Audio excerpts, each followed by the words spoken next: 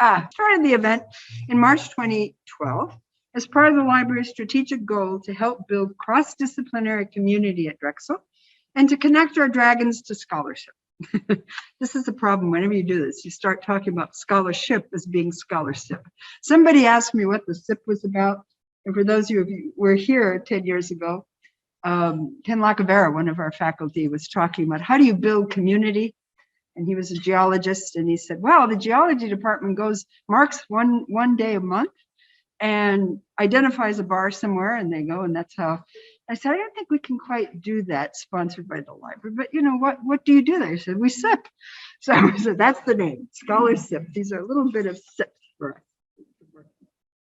All right, so for the last 10 years, they said the event has brought together colleagues from all colleges, schools, and many administrative departments for food for thought, discussions, and a toast to the end of each academic term. We were really delighted that our provost, Paul Jensen, was able to stop by, but he has another commitment, but he did want to stop by and say hello. So we appreciate that. So while the mission of the event has not changed in 10 years, the event looks a little different today, quite obviously. For one, this event began as an in-person event series to informally build community among faculty and professional staff across the university. Over the years, we have expanded our audience by adding a virtual option, which we even did long before COVID, allowing Drexel's remotely located faculty staff and also adding students to attend. We started planning our yearly events around common themes.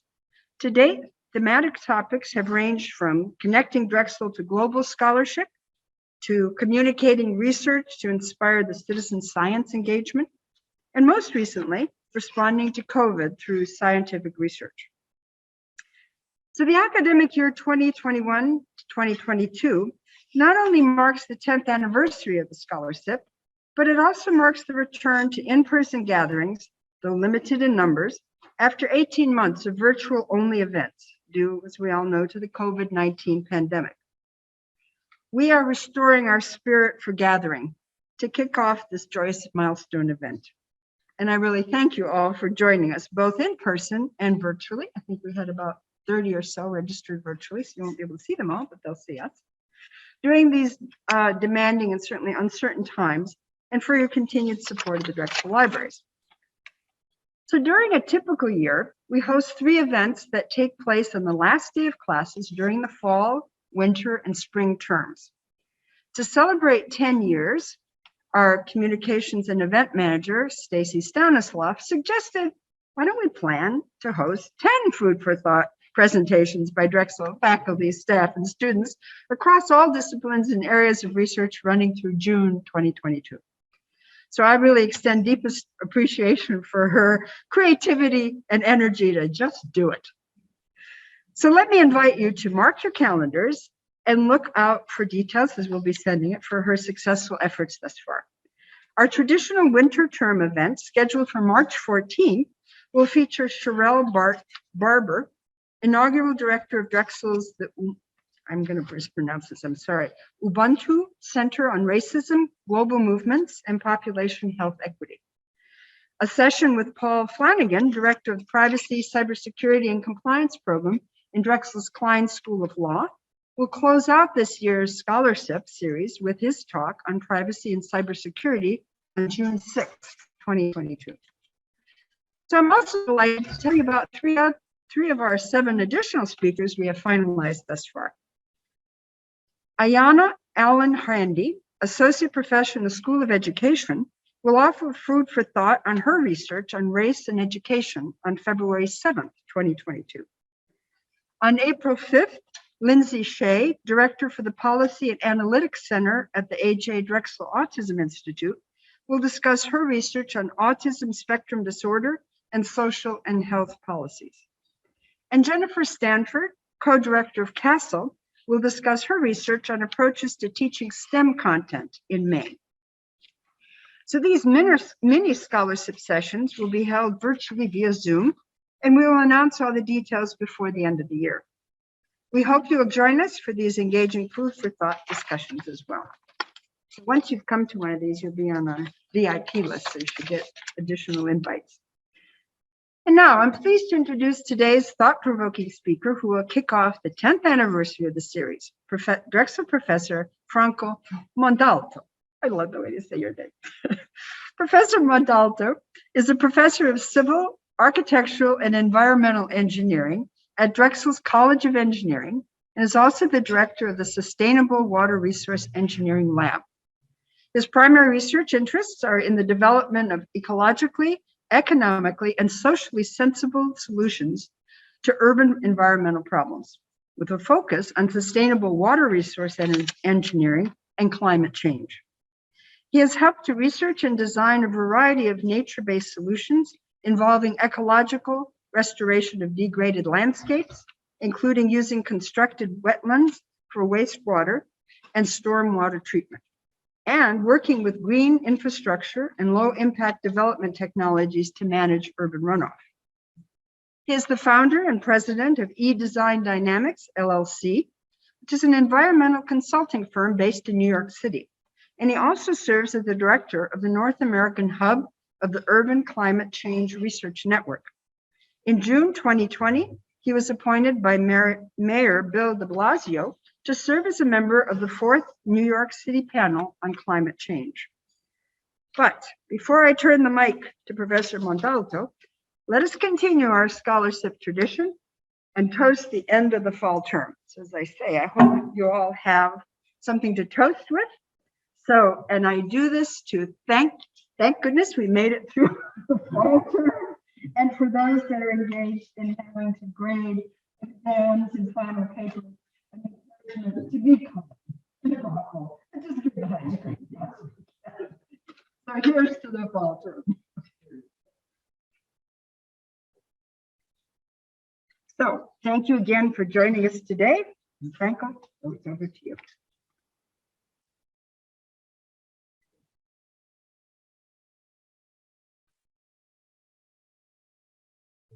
So much, Dean Natetsky, for that introduction and for inviting me to participate in this really beautiful forum tonight.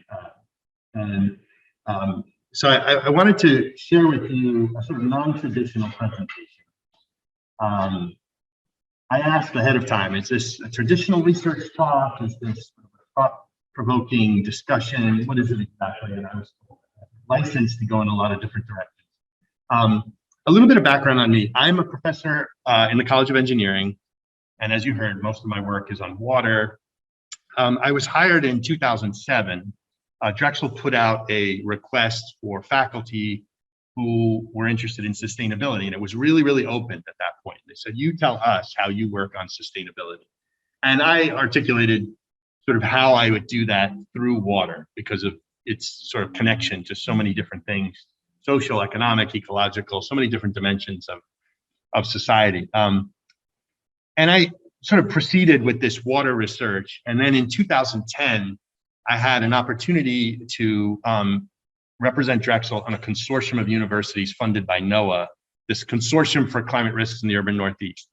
A consortium of universities that are working with stakeholders throughout the sort of urban corridor from Philadelphia up to Boston on climate change issues. And when we launched that consortium, the then administrator of NOAA came to Drexel. And because I was the Drexel faculty person, I was invited to present to her.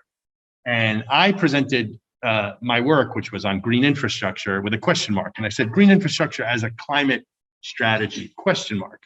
And she said to me, nope, exclamation point. The work that you're doing is essential to climate work. And that sort of launched me into this, my current set of interests and what I consider sort of the focus of this, sort of, let's call this the second half of my career. I would like to focus exclusively on climate and sustainability. So, you know, I had the sort of privilege this year to work with the Provost's office as a Provost Fellow to think about how climate and sustainability could be integrated into some of the work that we're doing through the strategic plan. And so that's the focus of what I want to talk about today. Let me just figure out how this whole thing is going to work here. Okay. Again, my disciplinary focus is on, I'm an engineer, but I work on water. I work on it in developing world context. You can see some photos of some of our Drexel research in Haiti and Ethiopia, but mostly I work in cities, and work in Philadelphia, and I work in New York. And I work on trying to, by thinking about how water moves through these cities, thinking about how the sustainability of cities. I have this lab, and you can see some of our research projects. This is really interdisciplinary work, because when you're talking about water in the city, you're not talking about a rural, pristine watershed. You're talking about infrastructure.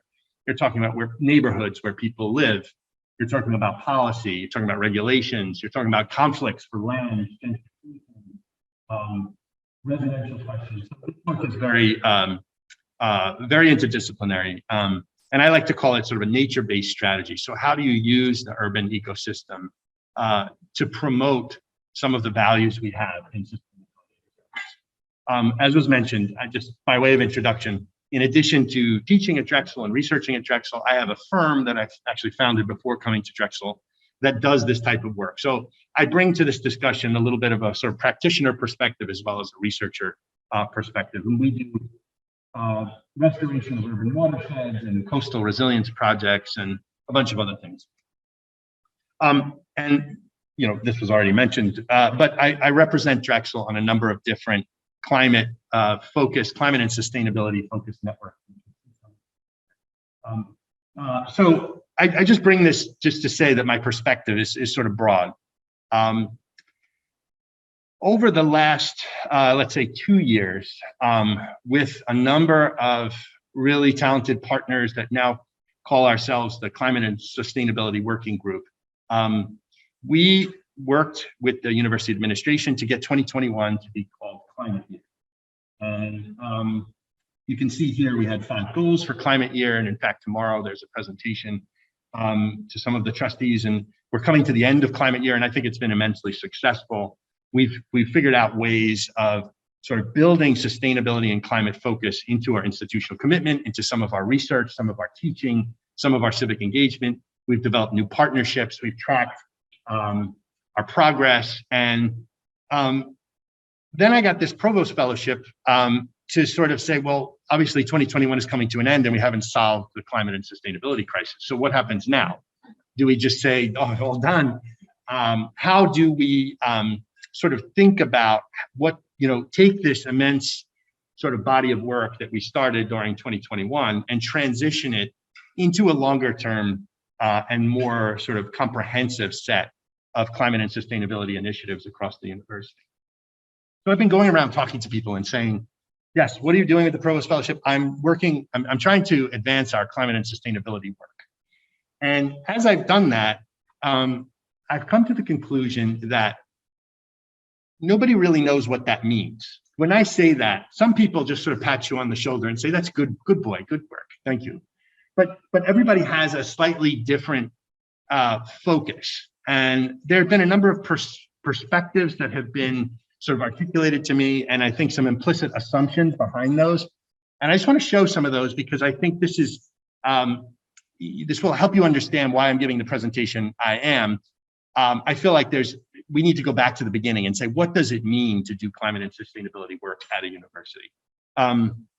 Here's the first one. I don't see a place for me in a model that emphasized product delivery. I'm going to design that sewer system. I'm going to give you a park to clients. So the implicit assumption here is that it's about design, right? It's not about contextualization, deliberation, framing, big picture thinking.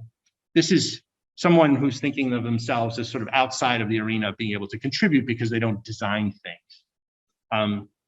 We're talking about sustainability, but we keep building more buildings on campus. This is someone who's thinking that the most impactful way to demonstrate our commitment to climate is in our physical spaces. But this person is not thinking about all the other things that we do and all the other ways that we can impact climate and sustainability through teaching, through research, and through various convening activities that we do on a university campus. And this last one kind of kills me. Congratulations on getting your research area to appear to be the university's university interest, which drove me nuts. Because this sort of suggests that, climate and sustainability is kind of a niche thing. You'd either do it or you don't, and you're sort of co-opting people into thinking that we should all be doing it. So I say all of these sort of implicit assumptions about what climate and sustainability work, I don't think what climate and sustainability work is, I don't think really represent what it ought to be. So hence this presentation, I wanted to say, well, what is climate and sustainability work on the university campus anyway? And who's doing it and why? And what are some of the best practices that are out there for how universities can engage on this question? Because there's a whole lot of work on this. In fact, Drexel, as a Research One university, is now part of this UC3, the University Climate Change Consortium. Universities around actually North America who are working on this. So there are some best practices. And then I'll just show a few case studies from stuff in my own lab that kind of demonstrates how you can realize some of these ideas. And then I have some concluding thoughts on the importance of specifically faculty participation in this initiative. So just really quickly, I mean, it's not a research talk, but what I've been doing with this Provost Fellowship is a literature review. We've participated in 2 university city partnership workshops. One of them was at the climate conference that just passed in Glasgow. Another one was in New York City. I've been interviewing individuals who are active in climate and sustainability fields. And these are from different disciplines. So everything from governmental employees to practitioners, to folks in IT.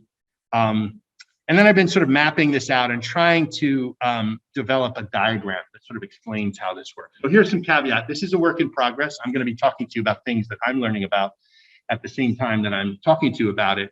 And this is really a very dynamic, interdisciplinary, and rapidly evolving sector. So my hope would be that a year from now, 5 years from now, 10 years from now, we shouldn't need this talk.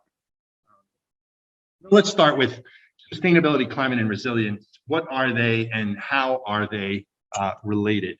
And apologies to those of you who work on these issues all the time. This may seem a bit simple, but I think it makes sense to start from the very beginning. And some would argue that the discussion about sustainability goes back centuries, but in common usage, the term sort of gained favor first in the latter half of the 20th century. So in particular, this Stockholm report of the United Nations Conference on Human Development in 1972 was the first sort of document that talked about how development and management of the environment can happen together.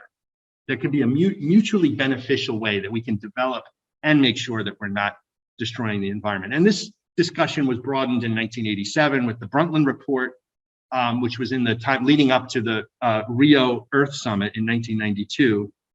And that document really started this conversation about sustainable development is development today that does not jeopardize the ability of future generations to develop. And there was this emphasis on needs and limitations, that people need things, but there's limitations, there's trade-offs.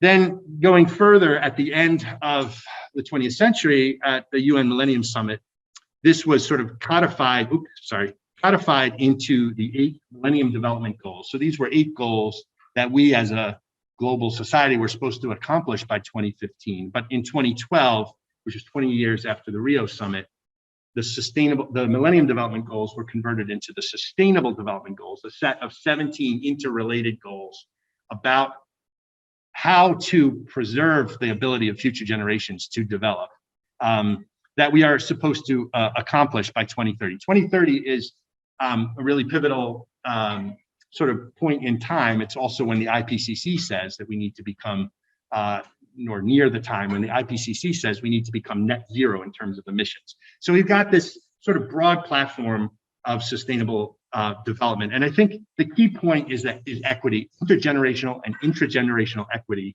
and also the fact that the things that we want, whether they're social, ecological, economic, are interrelated. There are synergies, there are trade-offs, and we need to kind of deliberate on how we get the best outcome that we can expect. And so here I point, it's much more than when I tell people I work on this stuff, they immediately think recycling bins, green buildings, gardens with pretty flowers. No, this is a much broader sort of societal set of considerations.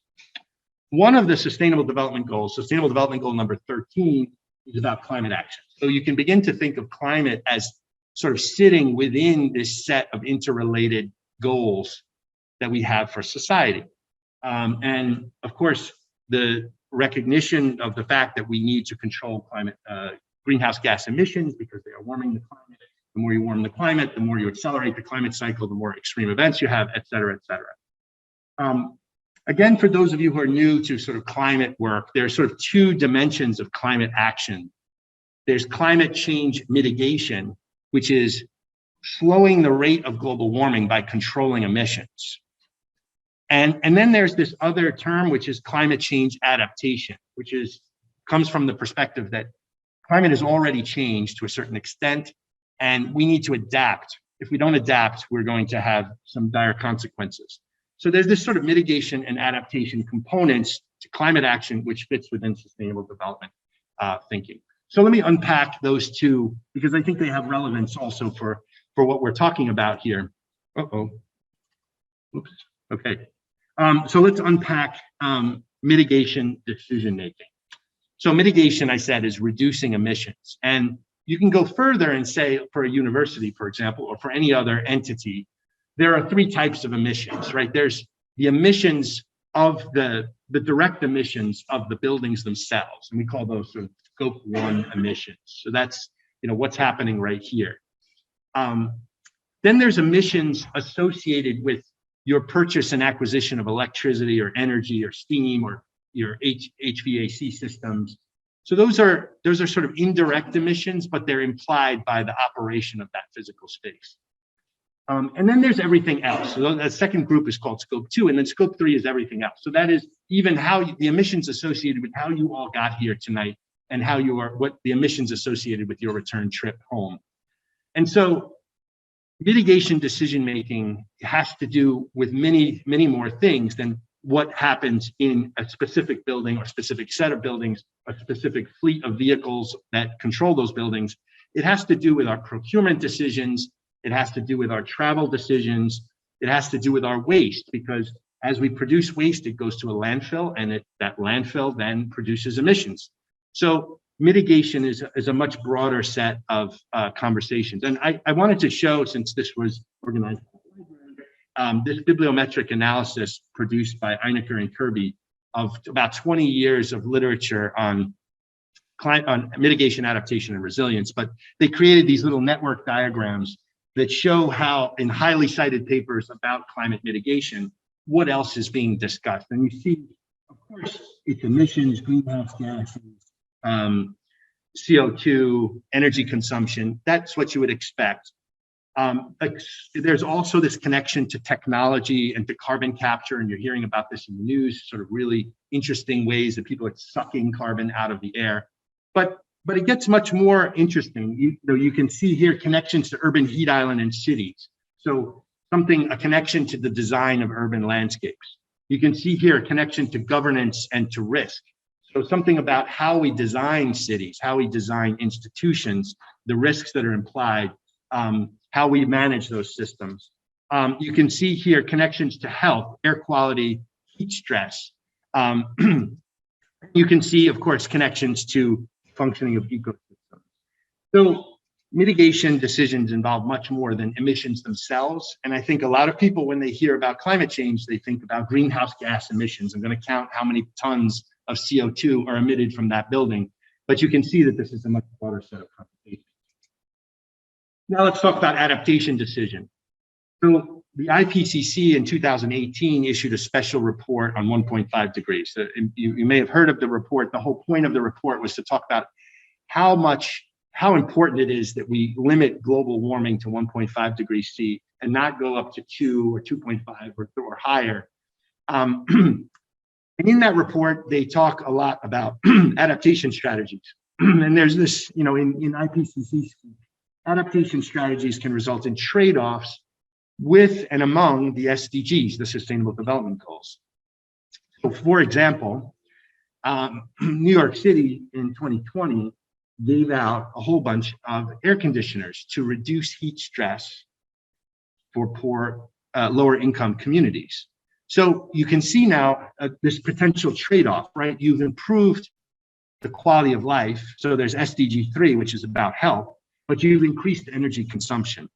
And so, you know, who makes these types of decisions and how? Adaptation is not prescribed, it's not predetermined. There's an implicit in it a series of value judgments about what's allowable and what's not allowable. Similarly, you can see the adaptation literature talks a lot about different types of vulnerability, social vulnerability, physical vulnerability, questions of power and justice that are implied by the decision to choose this trade-off or this synergy. The connection to poverty, the fact that many of the impacts of climate are disproportionately impacting those certain groups. The connection also to cities is clear: urbanization, urban planning. Climate migration has been in the news, and we're hearing more and more about that. Again, the connection to health with heat stress and temperature and food security. But finally, and this is the last part of this introduction, the connection to this notion of resilience. So resilience, and again, when you start doing the literature review on this, you're going to see sustainability, climate change, adaptation, mitigation, and resilience. And a lot of people just say climate resilience. So there's a lot of different definitions from different disciplines for resilience. You could think of it in its most simple sense as the ability to successfully rebound from a disturbance, the ability to bounce back rather than simply react. That's another definition that I found. The capacity to prevent a short-term hazard from turning into a long-term community-wide disaster. But it gets interesting, some of these last two definitions I want to show, the development of adaptive capacity. So the capacity of an institution to respond to uncertain and increasingly extreme stressors. And finally, this concept that we're really talking about a dynamic pathway towards sustainability. So sustainability is not a set of fixed end goals. It's really a pathway, and you could think of it graphically. This is, I don't know how easy that is, Daisy et al., but you see that space in the middle that's like lighter color. That's sort of, you could think of that as a space where you have a sustainable outcome. But if you go outside of that lighter area, you go into some unsustainable region. And so implicit in this is that there are many possible sustainable development trajectories. It's not one optimal outcome, but there's also many what are called maladaptive dead ends. So if you go this way, if you veer that way, or if you veer out of that realm, you really have some big problems. And so the question is, how do you stay within that shifting space? You see, it's not just a horizontal space, it's sort of shifting. And you can see those little black circles as representing lots of different decisions that need to be synchronized. And so I wanted to just make this point that these decisions that we're making are not, you can't necessarily optimize. They must be made through extensive collaboration, extensive negotiation, extensive discussion. And finally, the end of this part of the presentation, the IPCC calls this climate resilient development pathways. So you could think of it as like on the left-hand side is today's world, and on the right-hand side is the future. And in the middle, those thermometers, the first one is the Sustainable Development Goals Index. You could think of the next one is the net zero emissions. Have we controlled, have we mitigated globally our emissions? And the third one is global warming. And you think of there's all these different ways that you could pass through there to get to the future. And the question is, which is the pathway that we are going to take? And how will that pathway change? And who's involved in setting up the decision points that set that journey? Okay, so let's talk about now the second part of this, who's doing it and why. And this has been interesting for me because in some sense I'm doing it, I'm sort of talking to you today, but there's a lot of different actors involved in sustainability and climate work right now. I wanted to just point, I track this, the World Economic Forum every year puts out a global risks report, and I sort of track this, and I apologize, it's a little bit hard to see, but The horizontal axis here is the likelihood of the vertical axis is the impact of that risk if it does take place. Something like it's really hard to see even on my screen there, but this you can see all the leading risks over global. And what's interesting is climate change. Right next to, so this is infectious disease. This is climate change, right?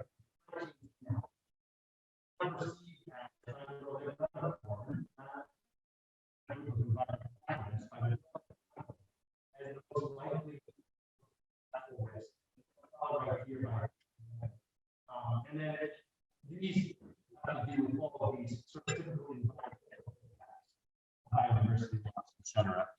So you see that the there's a lot of people acting because the risk is considered significant. This is a stakeholder map. This was sort of as I interviewed people and I talked to folks, I started to place them in certain categories and said, so who are the main actors in this world?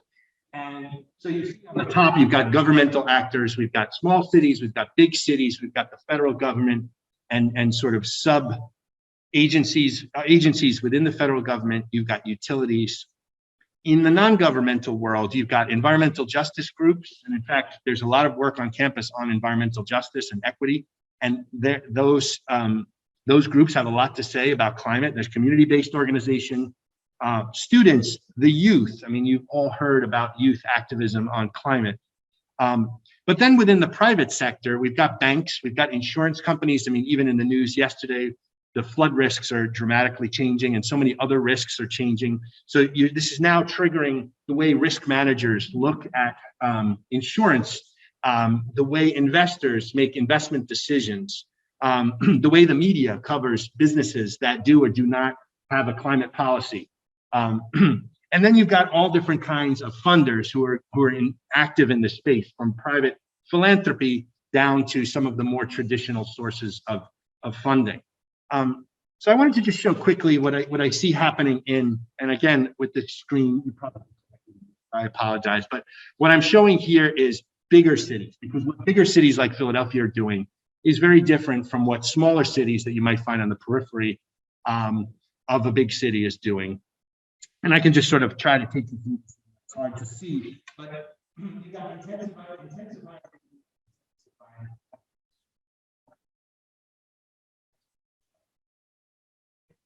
These very large groups, for example, that are now giving money to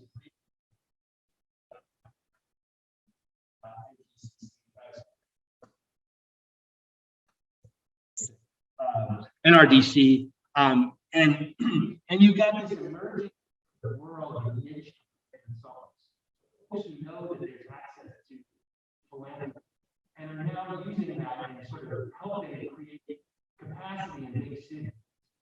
Along with many big cities, like Philadelphia has a chief resilience officer, New York City has an office of resiliency. So there are sustainability directors networks. So these big cities have this internal capacity. They've got this network of niche climate consultants who are sort of orbiting around them, allowing them to tap into big philanthropy. And that gives them the ability to this adaptive capacity, this high adaptive capacity. And those are some of the things that you hear about in the media. And I'll just add that, well, I'll leave that at the big cities. Smaller cities are in a different situation because they don't have that internal capacity. They typically don't have a chief resilience officer. They don't have a sustainability director. They may not even have a chief engineer. They may have a very small staff overall. And so what's happening here is that there are consulting firms that are becoming very innovative in the ways that they're constructing a value proposition to these small cities. Again, you've got the intensifying climate risks, and you've got the small, medium-sized, you've got low capacity. And so what's happening is these consulting firms are making sort of a deal and saying, can we help you with something? And then they get a proposal, and you get some climate action, but it's sort of piecemeal action. So anyway, this is an interesting sector because in the area, for example, outside of Philadelphia, we've got 500 small and medium-sized cities that are not the city of Philadelphia that still are facing climate risks. And then the last piece here, which again is hard to read in this scale, but the private sector. And this is what I was talking about before. You've got these intensifying climate risks with impacts to various supply chains. And those are now being, there are very big firms that are recognized that risk managers working in banks and insurance companies know that their investors who have sort of evolving preferences want to make sure that they're not investing, that they're putting their money where their mouth is, and that they're not investing in companies that are doing the wrong thing on climate. And so what you've got is this pressure on investment companies, pension funds, wealth funds, endowments, by risk managers who do climate analytics by this. And on the other hand, have pressure from a new generation of sustainable, sensitive individuals that are now causing decisions about, you hear about divestment or investment in firms that have a high ESG, environmental sustainability, and governance portfolio. So it's impacting the private sector as well. Third part of the presentation, strategies and best practices for universities. I mentioned we did 2 workshops. One was in Glasgow at the climate conference. We had a whole bunch of folks from around the world who came and gave their perspectives on what I'm talking about. And we did a similar North American convening in New York City at Roosevelt House, part of Hunter College. So I've sort of compiled some of these best practices. And I'll just sort of, again, you're probably not going to be able to see them on this screen because it's very fuzzy, but institutional role. So the university itself is a sort of microcosm. And so the university can be a demonstration case or a living laboratory. And it is also an anchor institution that can start to develop shared visions, long-term relationships with the municipalities around them. And so the institution itself at the university can play a really important role. Next, there's the sort of collaborative civic engagement opportunity or activities of the university. So universities are great at creating these boundary spaces, these sort of porous boundaries between what happens inside the university, which people out in the real world can't always see, and what's happening outside the university, which people inside want to access but don't necessarily know how. And so universities can host convenings and bring together folks from outside and inside and use that to support sort of climate action and to get the scientific knowledge that resides in the university in front of, in service of the needs of communities and municipalities and the private sector. So this collaborative role of the university is really important. And this graphic I really like. Again, it's hard to see here, but what it's showing over time, research and practice. But without a lot of communication, without a lot of collaboration, the questions that pose in the university are very far away from the research.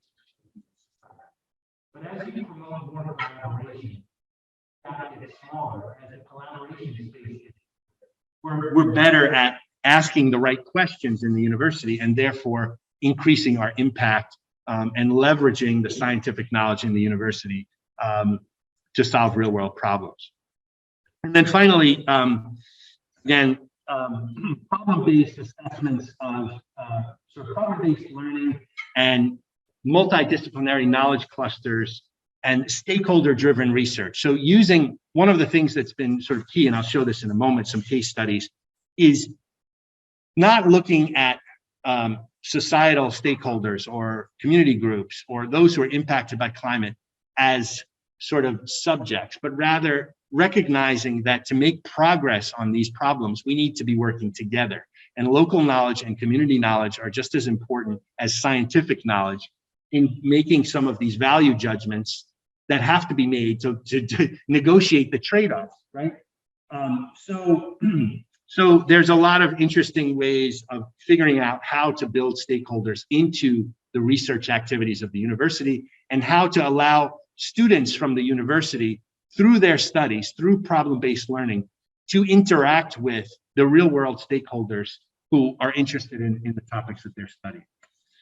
Let me just show a couple of examples of this and then I'll be done. Just some examples from my own lab. We've been working with a community in the southeast corner of Philadelphia called Eastwick. It's the most, sorry, southwest, the most one of the most at-risk flooding communities in the city. And it floods for a variety of different reasons, from rainfall in the city, from coastal surges coming up the Delaware River, but also from precipitation that occurs in some of the suburban outlying municipalities that are linked to it through the Darby and Cobbs Creek.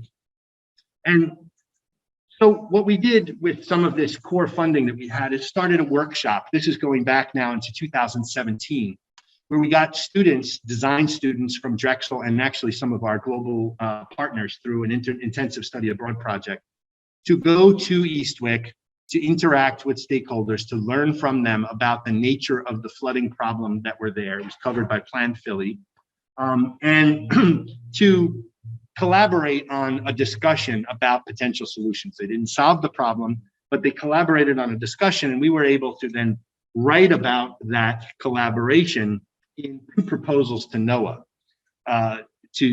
with other partners from Stevens Institute of Technology, Hunter College, and the Water Center at Penn. And we were able to then leverage that discussion. So that initial convening and that initial engagement gave us information that we were able to use in a research proposal process. I also incorporated the needs of the community of Eastwick in a doctoral dissertation and in projects of some of my students. So I supervise a senior design team of engineering students, and I have a course on sustainability where students learn how to engage stakeholders in these questions. And so we built that in, and the students did a survey. They surveyed 100 folks. We did a convening at the Academy of Natural Sciences.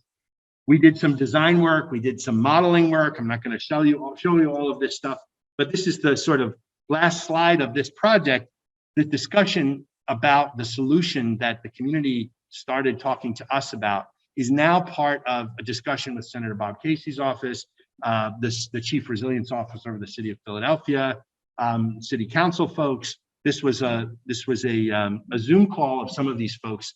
We're now sort of in the media and having a discussion about the flooding problem in Eastwick that wasn't there before this convening. Another quick project, Camden, New Jersey, another at-risk flooded community. These are some photos taken by my research team there just this past summer. I teach a class in hydrologic modeling, so it's a very nerdy class on modeling. How do you use this software to do these sort of modeling problems? But what I do is I make the students work on a real-world problem.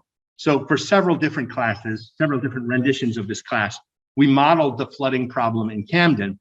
And then in my sustainable water resource engineering class, you can see here, I had students, Drexel students, interviewing Camden residents and Camden residents interviewing Drexel students.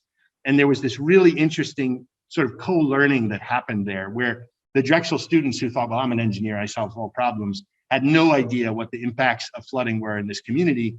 And the folks in the community, were like, who are these people coming in from Drexel? But then gained a sort of different understanding of what Drexel engineering type of a project could offer them. And so there was this really interesting set of interactions. We then developed a plan, which you can't really see here. We published some papers, but the most important part of this is that I got a phone call about a month ago that now FEMA wants to bring hundreds of millions of dollars to Camden to reduce flood risks. And they don't have a model to show how that could happen. And so the stormwater utility for Camden came back to us and gave us a contract. And we're now doing the modeling to support the city of Camden in going after these federal funds from FEMA to reduce the flooding.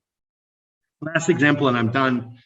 This is not about water. This is a project about extreme heat in Hunting Park, an area of North Philadelphia that's one of the most heat-stressed parts of the city. It's an urban heat island. The city had been working there through this Beat the Heat program for a period of time.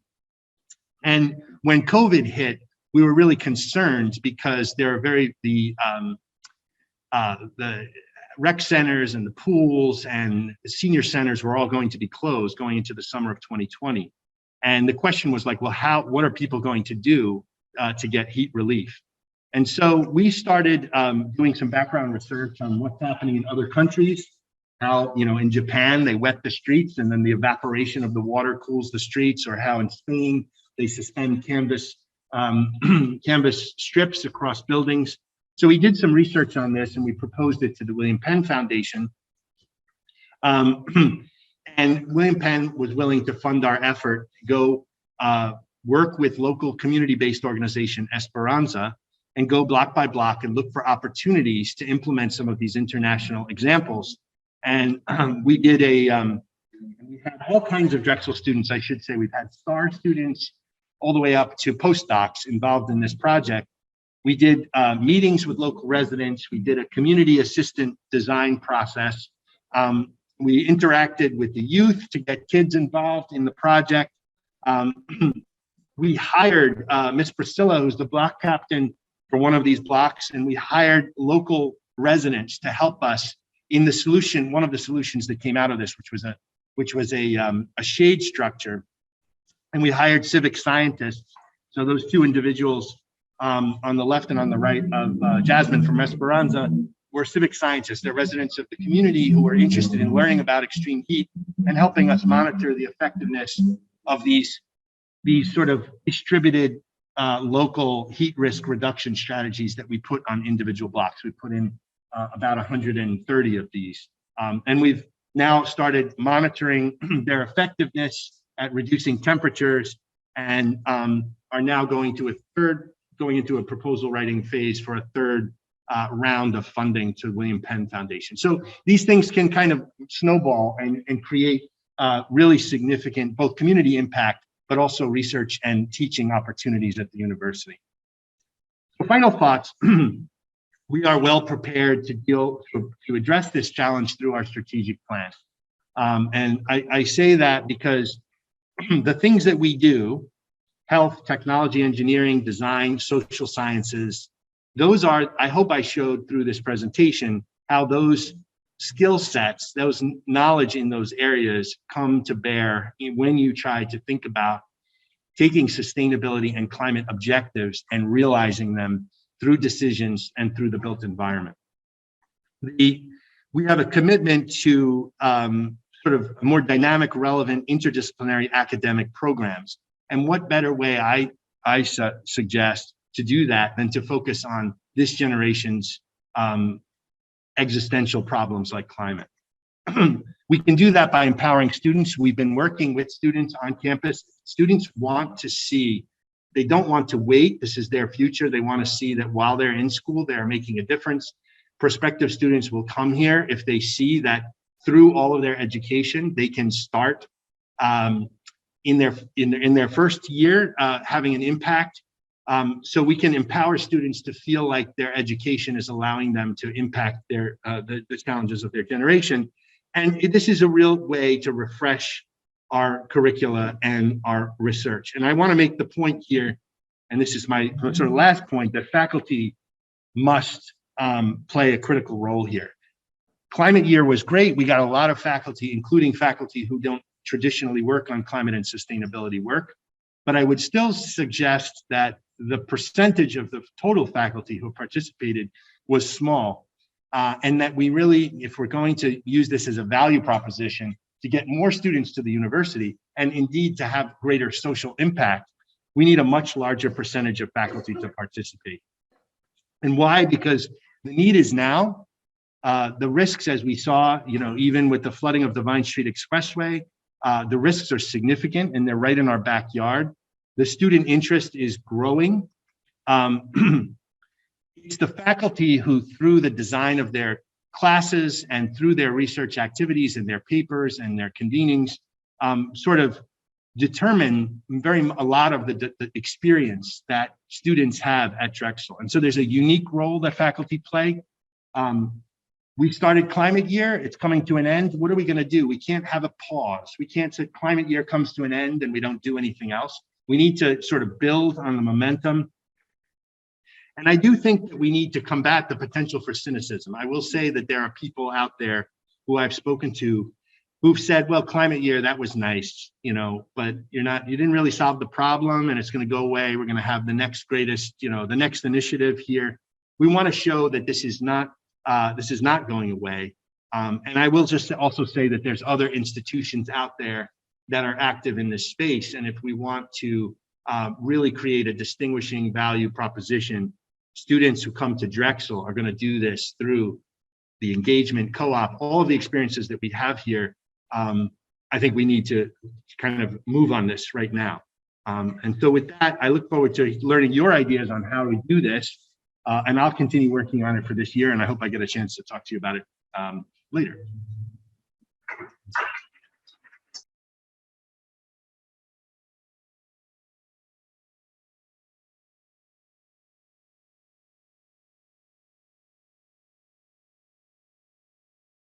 Well, there's a whole sustainability and climate working group that has been working really hard on this. So it's certainly not just me. I'm one of the faculty who has been active in this area. So, and as a provost fellow, my responsibility is to sort of think of how this works. So how does the strategic plan and this particular initiative on sustainability and climate work together? So I wouldn't call myself the ombudsman, but I'm certainly an advocate for getting us more active in this space.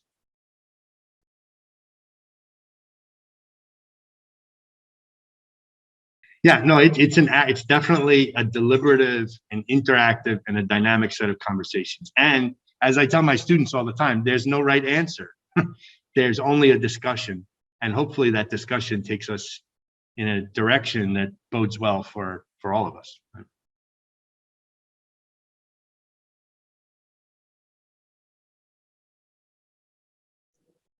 Certainly, you know, that and I think Drexel, with its history of civic engagement, experiential learning, applied research, you know, that's why I think the alignment is so good. Because students who come here are already used to being involved in real world problem solving, real world experiences while they're at the university. I am guilty of thinking that climate and sustainability are exceptional challenges that, while we're dealing with other challenges like smoking or, you know, anything else that is equally, you know, important in people's lives, all of those challenges. So climate is an accelerator of those other risks, right? So anything that was hard before is going to be doubly hard if you're flooding and, you know, and you're having hurricanes at the same time. And so I definitely think, I mean, it's a good point. I haven't thought about that, to look at how universities engaged in topics of societal relevance 50 years ago, 30 years ago. And what are the lessons learned from the best practices from those? So I'll definitely look into that.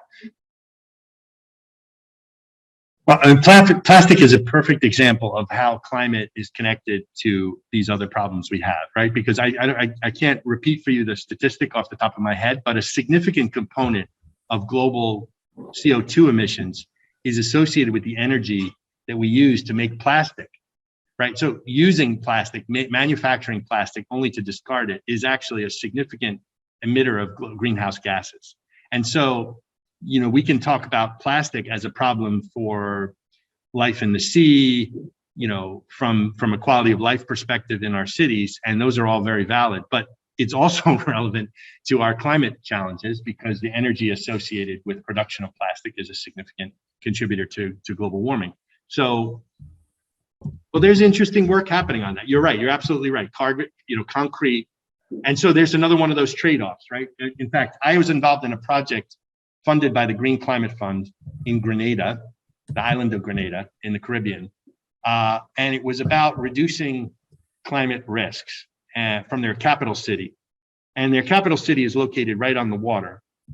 and is already getting flooded regularly by tides. But as sea level rise, goes up, it's going to get flooded even more. So we started, we got into this conversation about a big barrier, which of course is made with concrete.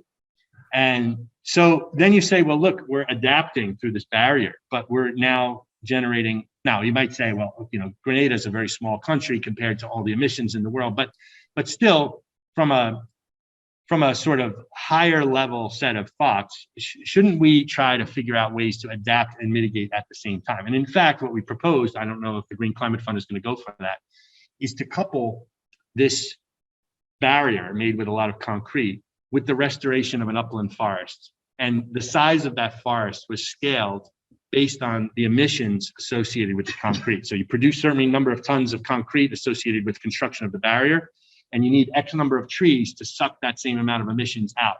And so, that gets us into some interesting discussions about how to solve some of these trade-offs, right? And how to find synergy. So how do you get the green space with the protection? How do you do mitigation with adaptation at the same time? Can you take a couple quick questions? Sure. We're online, and we on the Zoom sadly could not hear any of the questions asked by the audience. And when you responded, we kind of figured out what the question was, but that was a little bit out there. Sorry about that. Yeah, my two questions pertain pretty local and focused to campus.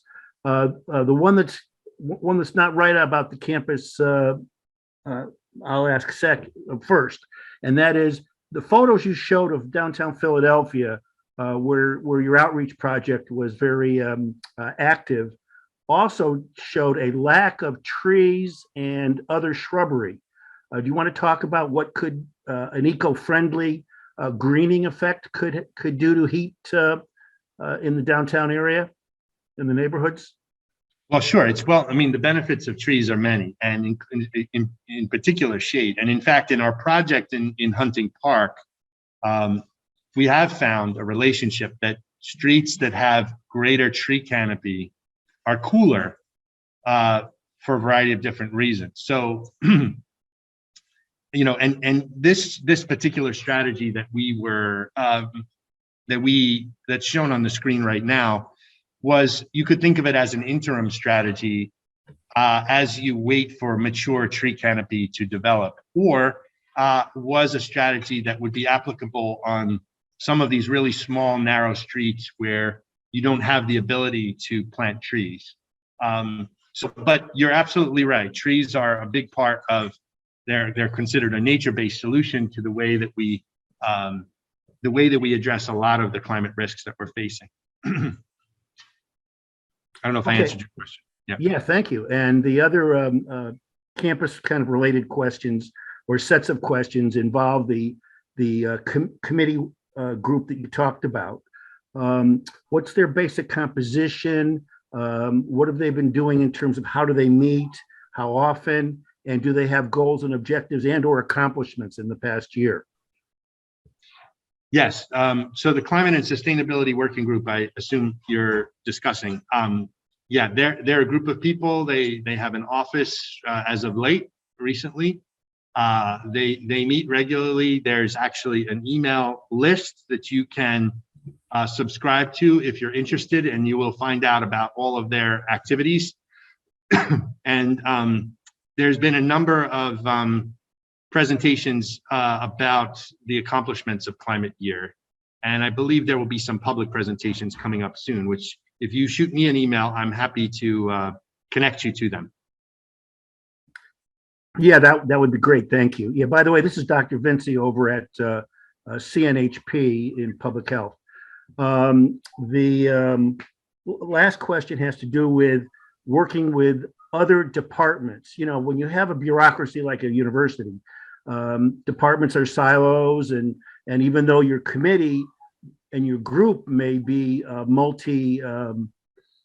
multi-representation, my question has to do with, are they walking the walk after they talk? In other words, they meet in the group, they do their thing, but how are they engaging the departments? Are they encouraging co-faculty to incorporate climate discussions in their curricula, et cetera, et cetera. Well, and that as you know, so I didn't really describe too much about my provost fellowship plans, but what I showed tonight was the first phase of my work, which was outward looking. And the next phase of what I will starting in January is inward looking. And the intention is to talk to deans and department heads and directors of institutes and try to find hooks. You know, one thing I didn't mention is that I feel very strongly that if we are to encourage faculty to work on climate and sustainability, it has to happen within their load. So it has to be, you're not going to ask people to do more things. You're going to figure out how the classes that they teach already are relevant to climate and sustainability projects, or how they can participate in, you know, interdisciplinary research proposals that generate funding that, and therefore satisfy that box of the FAR, right? The research. So it has to be a collaborative strategy that works within the confines of how faculty are promoted and encouraged to operate. And so that's figuring out those hooks, those specific strategies that will get a significant uptick in faculty participation is what I'm really, really interested in. And if you have any ideas on that, I'd love to meet with you as well.